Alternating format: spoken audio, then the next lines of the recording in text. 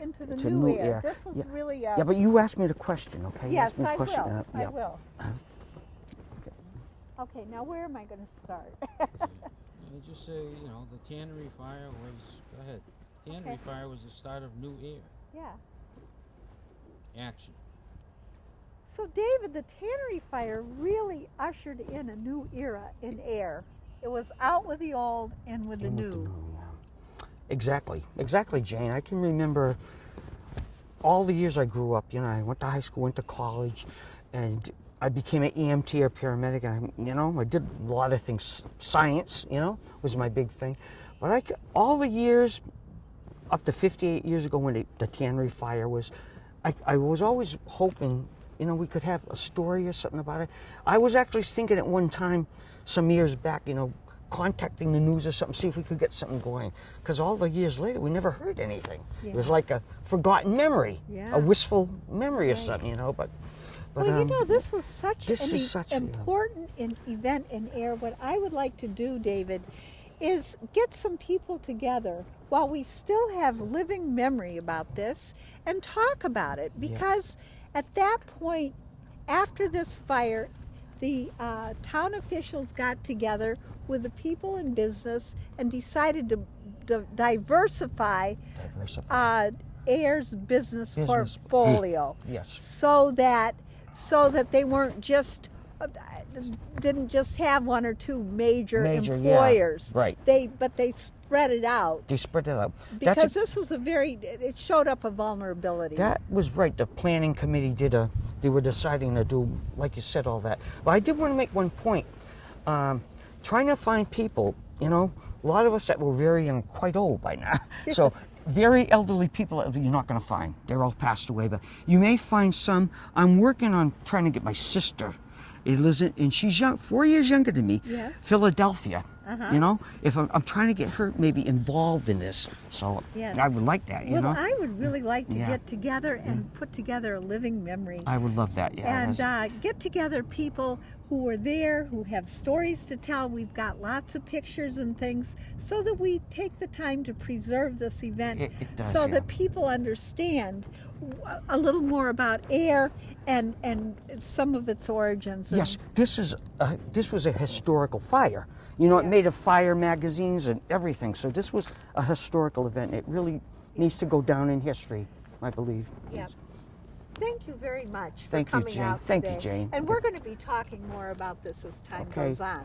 Thank you. Thank you. See, I lived in a house that was right here, not this house. And I lived, later on when we came back this year, I lived in the third house down. Oh. Action. So, okay. Yep. Okay. We're ready? Yes. So, David, is this where the Tannery was? This is the exact area where the Tannery was, Jane. Yes. And so they never rebuilt or anything? No, they didn't, no. Yeah. And what do you think about when you see it like you this? talk to me, face toward me so I can hear, What is it like to come back here and see this area today? Well, it brings back a lot of memories, but throughout my whole lifetime, I've thought a lot about it right through my lifetime, and so I have very, very vivid memories of what happened. Yeah. Let's start at the beginning. You were 13. 13 years old at the time, yeah, and 58 years ago, I can smell the smoke. Mm-hmm. I can feel the heat. It's still in my mind, the whole thing, How old were you? 13. 13. At the time, Yeah. Actually, 13 going on 14. so it was back then, 1961, June 5th, 1961. June 5th, 1961. Yep. At about 6:15 About in 6:15, the evening. 6:17, something like that, in the evening. The fire started. Where were you? I was at a friend's house. It's actually from here where you see where the White House is now. Yes. He lived, Clara Burton, and this is, let me see, checker. No, he lived on the third house down. That was called the Bobby Morse and Jeannie Morse and the Gray Lady. There was a lady in there. We called her the Gray Lady. She was the grandmother. Oh. It was Mary Morse, but she liked being called the Gray Lady because she had white hair. She always sit in a rocking chair. I remember that, and Bobby Morse and I were great friends, and unfortunately, I found out he passed away last year. Oh, I'm so sorry. When we were to hear young, that. because we used to even walk to school together. I remember. Uh-huh. Well, we were out in the backyard playing, you know, and we were also picking pears. He had a pear tree behind his house, and I just happened to hear some noise and crack a boom. I look and I see all these pillars of black smoke going up, and I said, "What?" I knew right off the bat it was the tannery was on fire. So I ran out in the road and I could see the flames was just starting to come out of the windows and everything. So I ran down there, and my mother and my father were there outside already. And my dad said, you know, I don't know, this place is going to go. Because I'll tell you why. The wind was blowing from the northwest. It was blowing directly up towards our house. And it was also blowing right toward the International Purchasing Company over there. It was blowing over there, so we were right in a direct wind. And when all that heat and smoke and the flames, it didn't take long. I mean, it just right up. So what happened? Your dad was out. He says, we're going to lose our house. It's going up. Yeah, eventually he did say that. I was down there with my friend Bobby Morse, and I came back up. I could see my parents out in the road at the time, you know. And I came back up, and I said, what are we going to do now? I said, I wasn't thinking the place was going to go up. I was young, you know, but you know, being older, my mother and my father, you know. So they said, my dad finally said, yeah, this place is going to go. Because he could see the flames, the way the wind was going. Yep. And like you said, you brought out once before, there was a lot of smaller fires previously in the tannery. Right. So he knew about that. So he did say it's going to go. So my dad ran back in the house. Oh, my sister Diane was out too. You know, my mom was her name was Eldora, and her name, but everyone called her Lou. And my sister Diane was out there. My dad's name was Francis. So he ran back in the house, and he got the what do you call it? We had parakeets. Parakeets.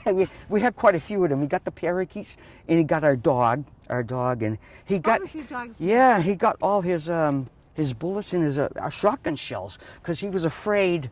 You know, my dad was a hunter, and he was afraid, knowing all that heat, somebody would get killed walking by. So that was a wise decision. So that's all he got. Then he said, we went out with the clothes on our back. Wow. That's what we did, yeah. Wow. So where did you go from there? Well, we were taken in by a family up at Groton. The family's name was the Smiths, Henry Smith, Barbara Smith. She had 2 sons, and she had a daughter named Beverly Smith when I went to high school with her. So, and she passed away at 2. So, and they're all gone. They all passed away. So, they were very nice about taking us in. She came down. She said to my mother and father, she said, "Lou, let's go home." You know, my mother's nickname, Lou, and she just took us home. And within 2 weeks, they took really good care of us. We had good meals there and everything. We got along really good.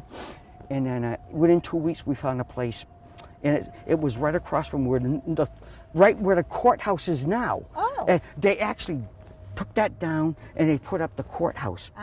Yeah, in 1969. Yeah. So, but we lived in a house right there. There was the old library there, and the air library across the street. Right. So, but it's changed some since then. We had a funeral home, farmer's funeral home down here, and that same bridge. Right. Yeah. I can remember crawling up that bridge, 8 years old. I crawled up to the top. My dad was down, and I never saw my dad. My dad was crying. I never saw him cry, because he was like a tough dad, you know. Yeah. He cried. When I went there, I said, "Well, I thought you were going to get killed. You know, come down from there." We've all had. Oh yeah. Well, let's go up here and tell us about. All right, hold on. Okay. How is that going? This is going very well. Okay. Okay, action. All right. So this is where you actually were out here playing with your friend. Yes, actually, we were in the back. We were kind of like playing. Well, I don't forget what game we were playing. Kids stuff, you know what I mean? And I think we were out there picking pears too. I don't know if they still have it, but they did have a pear tree in the back there back then. And then I looked up, and I saw the billows of smoke coming up down there. And right off the bat, I heard a boom, something go up.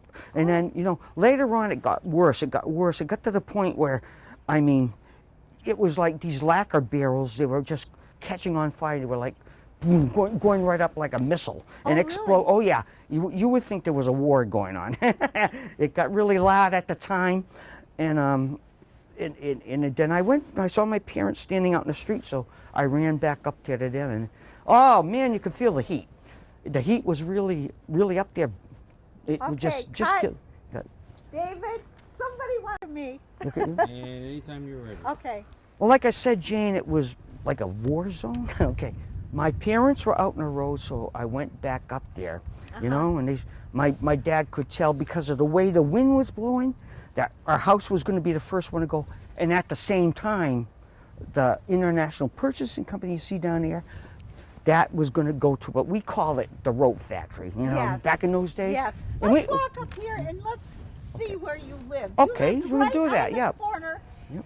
and the International Rope Factory Mm-hmm. was right across the street, and the Tannery Tannery, was right yep. across the street. Yes, it So was. you got it from both sides. Both sides, yes, we did. So let's take a walk up here and see what it looks like from where your house was. But now your house Yes. went up in flames. It went up in flames, yes, it so did. it's gone. It's So- gone. Yeah. So we're going to walk up by the house. Okay. And action. All right. So let's go up, and you live right here on the corner. I Your lived, family. yes, I did. This was a red house. It had some like red shingles, and this was at a corner. Just to kind of give you an idea, we had the fence, something like this, going around our house, and on the other side we had 2 chicken coops because we had chickens in the morning. I used to go out and get the eggs. One of us would go out and get the eggs in the back there. Yep. That old fence is. Oh, the fence is still there. Yeah. This all almost looks like the fence around our house, but it's not. No, it would be dilapidated. So the fire started. Where was the loading dock where the fire started? The fire started over there. So tell me, where exactly was the loading dock where the fire started? Okay. If you see across the street there, this Yes. dirt road comes in from 2 ways. Yes. Oh, right out there where the grass is, at the loading dock, the top part of it, it was like a overhang, and then there was a truck station with a weigh station where they would weigh the trucks. Then behind it was right behind it was a loading dock. So the loading dock was in an enclosure. Is Yeah, that it right? was, and the actual entrance to the Tannery was further down, the main entrance. I see. But Yeah. when the trucks came in to make to drop things off, they came in through here. They came in through there, yeah. Yeah. Okay. Yep, So that was- that's where the fire started. That's where the fire started, yeah. All right. Okay. And action. All right. Okay. So tell me, where exactly was the tannery covering this whole area? All the way down to the end, even past this, the rope factory, and the main entrance was a little ways down. I would say about where that fence starts down there. And it went back your loading dock, and there was a bunch of leather, all over the place in the back there. And there's a pond, an old pond down there in the back too. So A pond, plow shop pond. plow. Okay, and action. David, what is it like to come back here? Okay, Action. Okay, now okay, let's go up here. So, what does it seem like for you to be back here 60 years later? it's different, but it still brings back a lot of memories, like all the shrubbery and overgrowth. This was where the building was actually at. To see this, I mean, it's kind of morbid and everything. And the factory actually went down, see, almost to where that green, The the dumpster is, the big dumpster down there, there. And this factory here was the International Purchasing Company. It was a wooden structure, and it had windows. It had a lot of windows in it, so you could see the rope that they manufactured for naval vessels. So there were 500 people from Air, mostly men, who worked here. Yeah, most of them from the tannery. The rope factory didn't really hire too many people, but the tannery did with the 3 shifts going all the time. So yeah, there was a lot of people. My dad worked it at one time. So Yeah. So, what about the trains? Uh, all I can say about the train, there was one behind this factory here, the International Bushnoe Company. There's one track they used to use to load and unload the loading dock there. The regular tracks would be on there. The only thing I can say about the train is, when we lived in the house before the fire, is that I used to like to hear them at night. The house would shake. And my mother didn't like them, but I liked them. I said, I like it. You know, like some people like hearing the rain on the roof. Yeah. I like the trains. Yeah, I do. I like the trains, though. Yeah. I did like them. Yeah. So, okay. Here. Okay. So, thanks for coming down today and helping us out. Oh, Jane, you know, right there, I see that closing area like that, a rectangular. Yes. That was a transformer. I remember that. You know. Right here. Look at this. Right in here, in here. What does a transformer do? Well, it does. It changes a current volt and it ups or downs the voltage. You know, depending on the current. You know. Oh. Yeah. So there was wow. Yeah, it was still right electrical. here. Electrical. So there's a lot of artifacts Yeah. in here, actually. if Yes, you look there is. around. Yeah, but a lot of it's been buried too. Yeah. A lot of it's been buried. So, Yeah, and like, there's some wouldn't it be something if mystery. everything could be dug up and you could see? Yeah. You know. Oh, can I make another point? Yes. This is before the Tannery fire, actually. At certain times of the year in the summer, the hot, humid days, the smell down here was atrocious.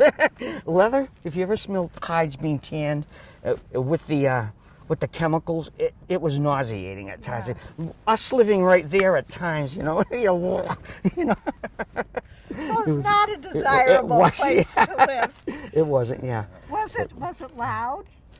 What Was there a loud? lot of sound? Was it During real the fire? loud? During no, the fire? no, just living down here. No, this was actually pretty quiet down here. Yeah. You know, they called it Tin Pan Alley, you know.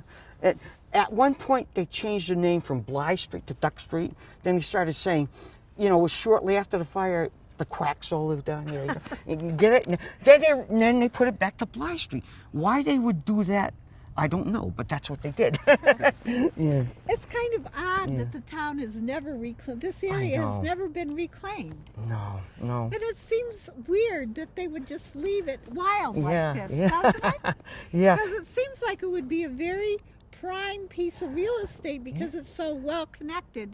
It's got good connections to the roads. It's got good connections to It does. to the railroad. Yes, it does. And see that little building up there? Yes. In the back there?